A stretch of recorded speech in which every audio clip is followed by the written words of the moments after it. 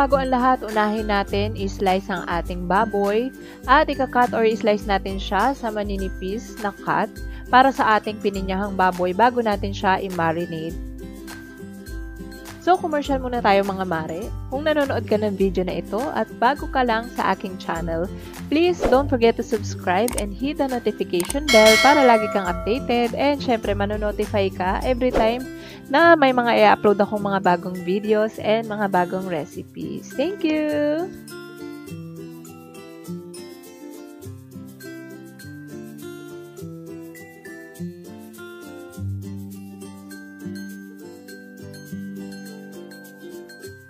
And ayan, after natin siyang ma-slice, lalagyan natin siya ng 3 tablespoon ng vinegar. Pwede po tayong gumamit dito ng calamansi or pwede rin tayong gumamit ng pineapple juice. Actually, dapat talaga pineapple juice. Kaya lang, since we are on a tipid budget, syempre, dun lang muna tayo sa vinegar. Since masarap din naman to kahit vinegar lang.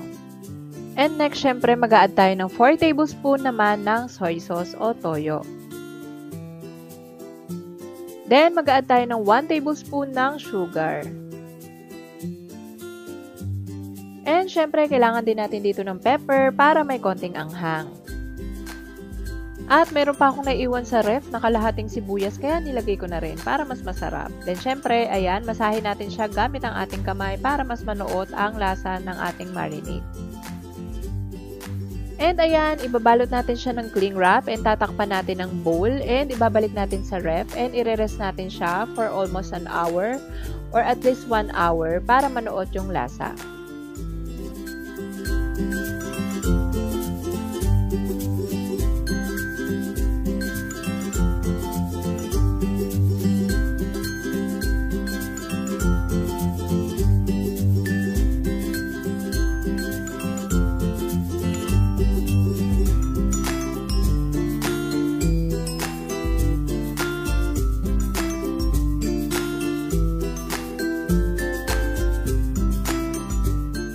And ayan, mag-start na tayo magluto ng ating pininyahan. And first, ipiprito muna natin ang ating carrots and ang ating patatas sa cooking oil hanggang ito ay mag-golden brown.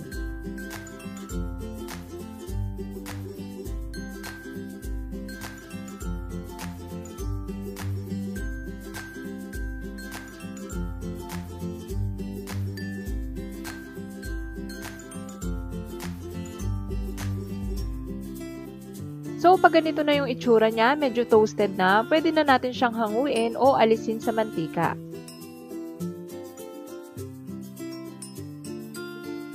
Next is, magigisa tayo ng ating chinap ng garlic and onion.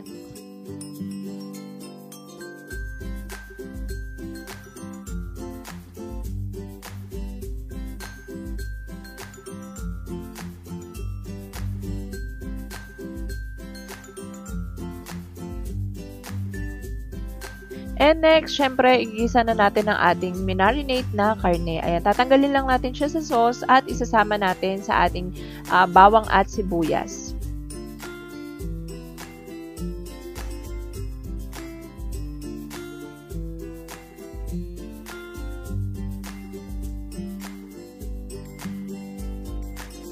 And lulutuin lang natin ito at hayaan natin ito hanggang ito ay mag-dry. So, lulutuin lang natin siya, pakukuluin at tatakpan for 5 minutes hanggang ito ay lumambot. After 5 minutes, ayan, nag-dry na siya. Ilalagay naman natin ngayon yung ating marinade sauce. Ayan, yung natira nating marinade sauce ilalagay natin. And of course, yung juice ng ating tidbits. And ayan, ilalagay lang natin siya sa ating nag-dry na karne. Then, maglalagay tayo ng 2 tablespoon ng patis o fish sauce. Then, also, maglalagay din tayo ng 1 tablespoon ng sugar. And, ayan, hahaluin lang natin siya at tatakpan ulit natin siya for another 5 minutes hanggang sa manuot yung lasa ng pineapple at hanggang sa lumambot yung ating karne. After 5 minutes, maglalagay tayo ng 2 cups of water.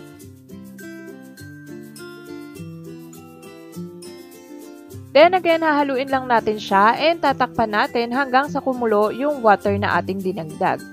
After that, pag kumukulo na siya, ilalagay natin yung ating pineapple tidbits. Then, followed by ating chinap na bell pepper. Ayan.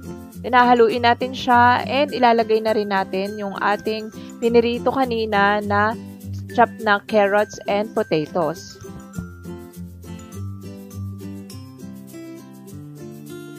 So, ayan, pag nailagay na natin siya, pakukuluin lang natin siya ng konting-konti since ang ating potato at ang ating carrots ay niluto na kanina at pinirito na natin. So, hindi na siya gano'n katigas. So, papakuluin lang natin siya ng konting-konti hanggang sa fully lumambot na siya at ma-absorb na din yung sabaw. So, ayan, ready to serve na ang ating pininyahang baboy, di ba? Napakasarap niyan at perfect na yan ngayong Noche Buena dahil ang sarap ng tamis niya at swak na swak sa ating mga handaan. Ayan, budget pa, 'di ba? Wow.